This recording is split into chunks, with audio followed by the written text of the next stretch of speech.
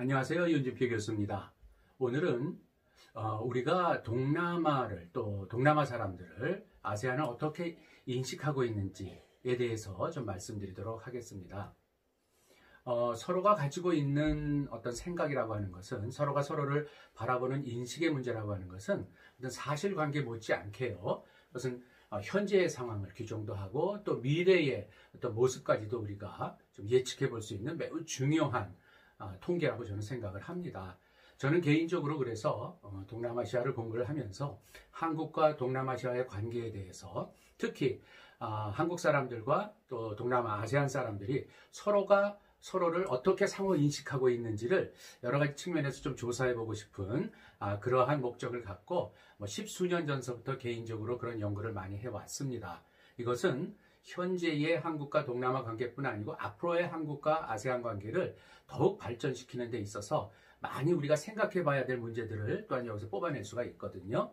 그래서 저는 상호 인식을 조사하는 문제는 우리가 매우 중요한 이슈라고 생각을 하고 그래서 지금까지 여러 차례 연구를 해왔습니다. 오늘 여러분들한테 그 중에 한 꼭지를 좀 소개해 드리고 싶은데요.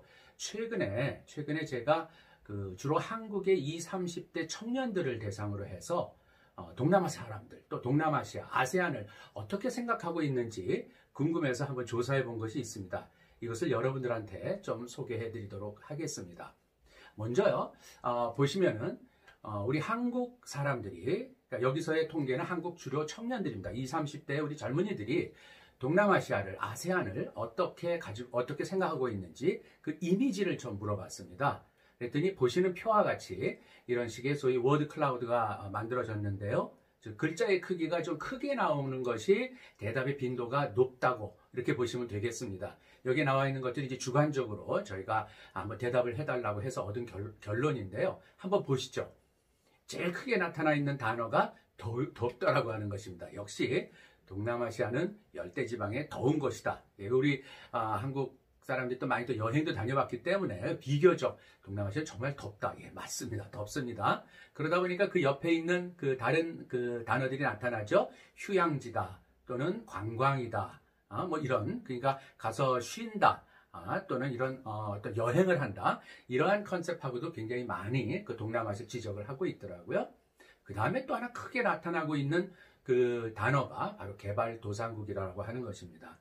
개발도상국이라고 하는 것은 동남아시아 나라들이 비교적 우리에 비해서는 좀 개발이 발전이 좀 더딘 그러한 개발도상국 단계에 있다. 그러다 보니까 상대적으로 좀 빈곤하다, 좀 가난하다, 또는 여러 가지 측면에서도 아직도 할 일이 좀 많다. 그 중에 하나가 소위 외국인 노동자를 지적하는 그러한 이미지가 있다라고 하는 대답도 있었습니다. 이 표에서 보시듯이 여기에 나와 있는 단어들이 과연 여러분들이 한번 생각을 먼저 해보시고 나는 동남아시아를, 아세안을 어떤 이미지를 갖고 있는지 한번 생각해 보시고 비교해 보시면 좋은 참고가 될 것 같습니다.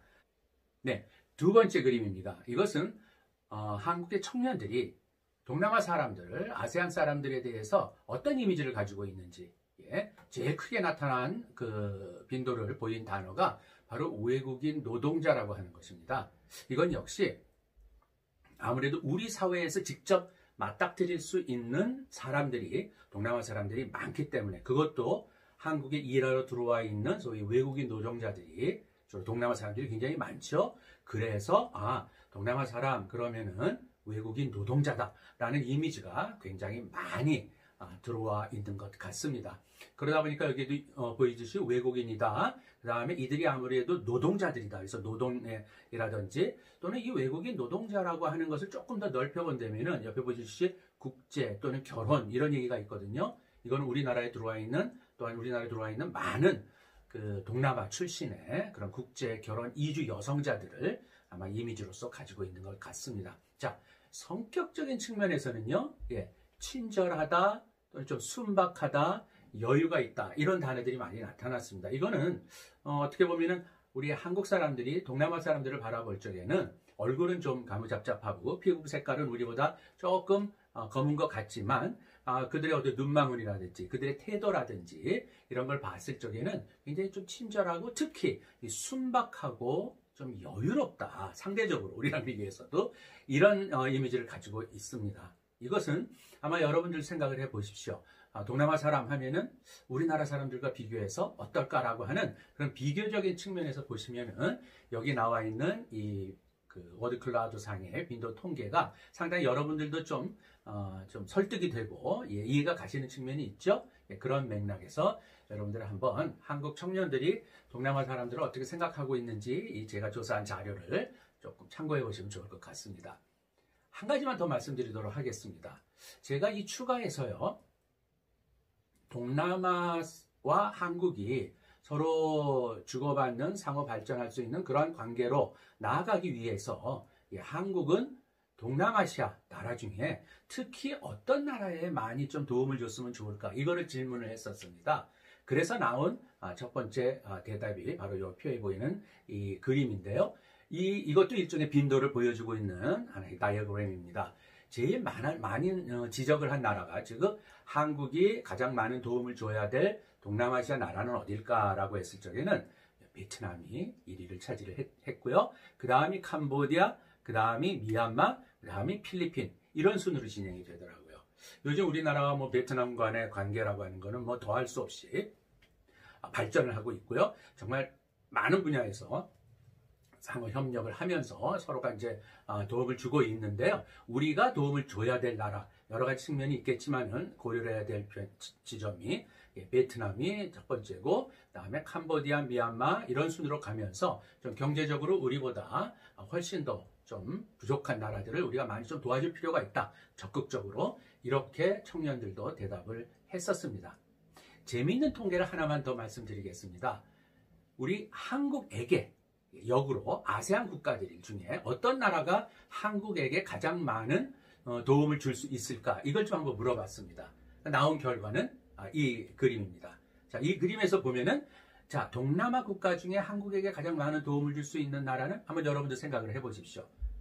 자, 그리고 표를 보시면은요, 어떤 나라로 나오냐면은 바로 싱가포르이 굉장히 큰 비중으로 나타납니다. 자, 우리나라의 한국 젊은이들이 싱가포르이 역시 어떤 경제 발전 수준이라든지 여러 측면에서 한국의 발전에 많은 도움을 줄 수 있는 나라라고 인식하고 있고요. 그것은 어떻게 보면 매우 정확하게 정보를 알고 있는 것이 표현이 된 것 같습니다. 싱가포르이 굉장히 큰 비중으로 1위로 나타납니다. 자, 그런데 두 번째 한번 그 순서를 보시면은요, 이게 바로 베트남입니다. 자, 베트남이 조금 전에 말씀드렸듯이 우리가 가장 많은 도움을 줄 수 있는 아세안 국가의 1위였는데, 한국에게 도움을 줄 수 있는 그런 아세안 국가는 어디냐고 물어봤을 적에는 싱가포르 다음에 또한 2위를 차지한 것이 베트남입니다. 이건 결국 한국과 동남아 간에 굉장히 긴밀하게 지금 움직이고 있는 이런 관계, 이걸 그대로 표현해주고 있는 이미지 조사인 것 같습니다. 그래서 베트남은 도움도 우리가 주지만 또한 한국이 도움을 여러 가지 측면에서, 경제적인 측면에서 특히 많은 도움을 받을 수 있는 그러한 나라라고 정확히 인식을 하고 있는 것을 그대로 결과로서 볼 수 있었습니다.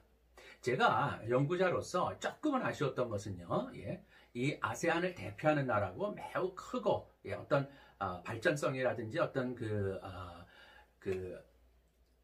리더십이라든지 이런 것이 굉장히 강하게 크게 갖고 있는 이 인도네시아라는 나라가 있거든요. 이 인도네시아에 대한 관심은 상대적으로 우리 한국의 청년들이 도움을 주거나 도움을 받거나 상대적으로 좀 작더라고요.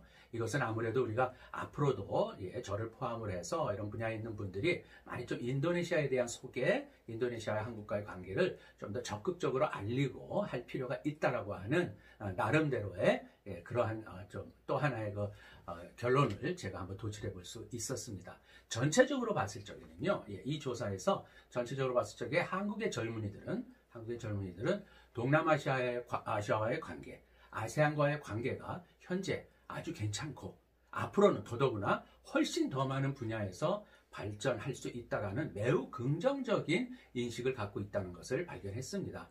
이것은 한국과 아세안 간의 관계의 미래를 보는 데 있어서 매우 좋고 중요한 지표라고 저는 생각을 합니다. 매우 긍정적인 신호이죠. 여러분들에게 오늘은 한국과 아세안 간의 관계가 우리 젊은 한국 청년들이 어떻게 인식하고 있는지에 대해서 소개를 드렸습니다. 오늘 강의는 여기서 마치도록 하겠습니다.